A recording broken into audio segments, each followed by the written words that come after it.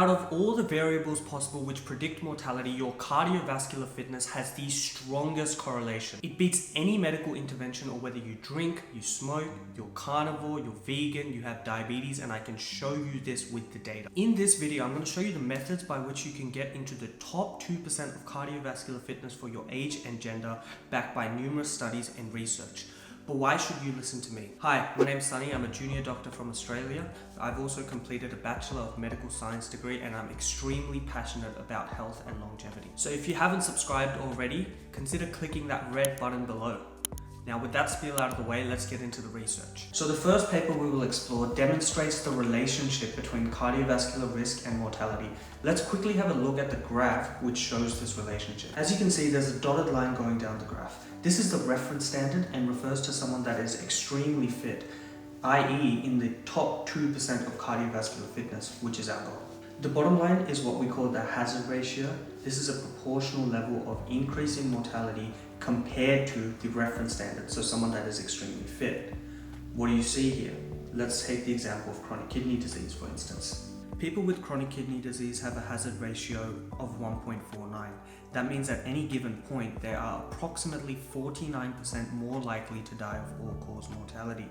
One thing you will notice in particular about the graph is that measures of physical fitness appear to have a very, very high hazard ratio. So let's go through some of the numbers. Someone in the bottom 20% of cardiovascular fitness has a hazard ratio of 4.09. That means at any given point in time, they are 4 times more likely to die of all-cause mortality compared to someone in the top 2.5% of cardiovascular fitness. Invariably, you'll hear something like, potentially confounding could have influenced the results. Like maybe the individuals that were more cardiovascular fit also were younger, they ate cleaner, etc., etc. And 100% confounding is a huge issue in research, and that's why we have criteria such as the Bradford-Hill criteria, which enable us to distinguish plausible causality from correlation. There are a few parts of this criteria that make it more likely to be causational in nature. The first is the strength of the association, so a 4 times difference in mortality is quite substantial and is unlikely to be due to correlation and more likely to be due to causation. The second reason is what we call the presence of a biological gradient. What this means is that as you change one variable, another variable inevitably changes as well. So in this instance, as the cardiovascular fitness of the patients increased, their risk of all-cause mortality actually decreased, which means that the relationship is more likely to be causal in nature. Third rule is consistency across studies or groups. And in this instance, the results appear to be replicable despite differences in patients' age, different ethnic origin, and even differences between gender. The fourth reason is theoretical plausibility. So heart disease is the most common cause of mortality worldwide, and respiratory disease comes in at third.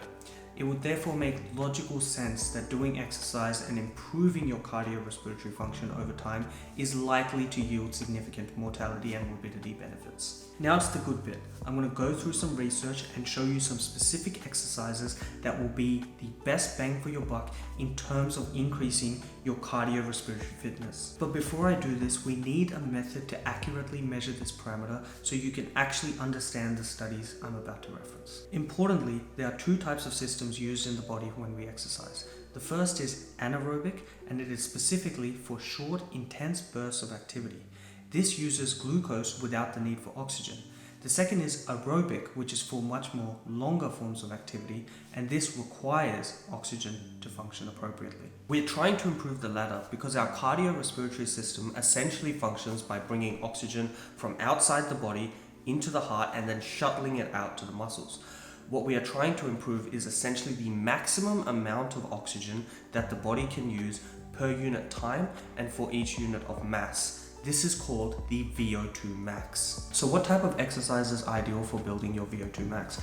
I'm glad you asked. There was a study that split 40 participants into 4 groups of 10 participants, and they exercised for approximately 8 weeks at a frequency of 3 days per week. The first group did long, slow distance running at approximately 70% of their maximum heart rate for 45 minutes. The second group ran at approximately 85% of their maximum heart rate, which is considered the lactic acid threshold, This was for approximately 25 minutes. The third group did 47 repetitions of 15-second intervals where they were running at 90 to 95% of their heart rate max, and in between this they had periods of active recovery where they were running for 15 seconds at 70% of their heart rate max. The fourth group did 4x4 minutes going at 90 to 95% of their heart rate max with periods of active recovery approximately 3 minutes where they were only going at 70% of their heart rate max. As you can see, the individuals that did the long-standing steady-state cardio actually had a reduction in their VO2 max, so their cardiorespiratory fitness got worse. Individuals who did the lactic acid threshold training had a very minimal improvement. Interestingly, this is what Peter Attia prescribes when he mentions zone 2 training. However, the individuals that engaged in some form of interval training, either 15 on, 15 off, or 4 minutes on, 4 off, had the most improvement. As to the exact reason for this, I'm not entirely sure. However, I suspect that similar to strength training, there has to be a significant level of stimulus or rate of perceived exertion before the adaptations actually occur. This may not be present at lower intensity levels, but intermittent training allows us to reach those levels of peak aerobic intensity more easily, leading to the benefits.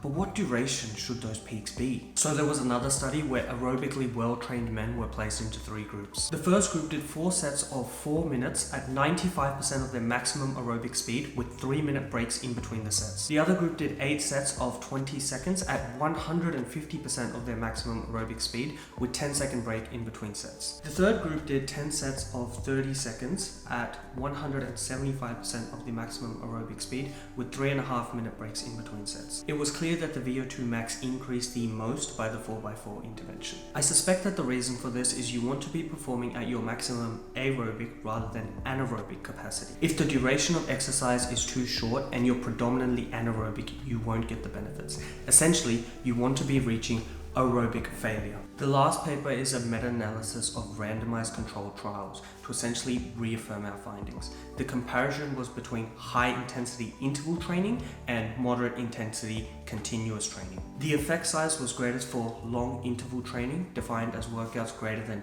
or equal to 2 minutes at sub-maximal intensity. The second strongest effect size was for high volume, so doing a total of greater than 15 minutes of work in a single session. The third greatest effect size was for long-term training, greater than 12 weeks in total. However, this was not statistically significant in the healthy population. So let's summarize the main points of this video. The best way to increase your cardiovascular fitness is to be as close to your aerobic capacity as possible, but not exceeding it. We essentially want to be at 90 to 95% of our peak aerobic capacity. You want to be at this for as long as possible, so approximately 4 minutes is good, with the highest net volume possible. So a 4x4 system where you're working out for a total of 16 minutes would be really good. You want to do this over the longest time horizon, as the longer you train, the more time you have for those adaptations to kick in. This approach is also termed the Norwegian 4x4 method, and it is a highly effective approach to increase your VO2 max. In this, you have the 4 minutes of intense exercise followed by 3 minutes of active recovery, and you do a total of 4 sets. Thanks once again for watching the video. If you find these kind of topics interesting, then please consider subscribing. I'll see you in the next one.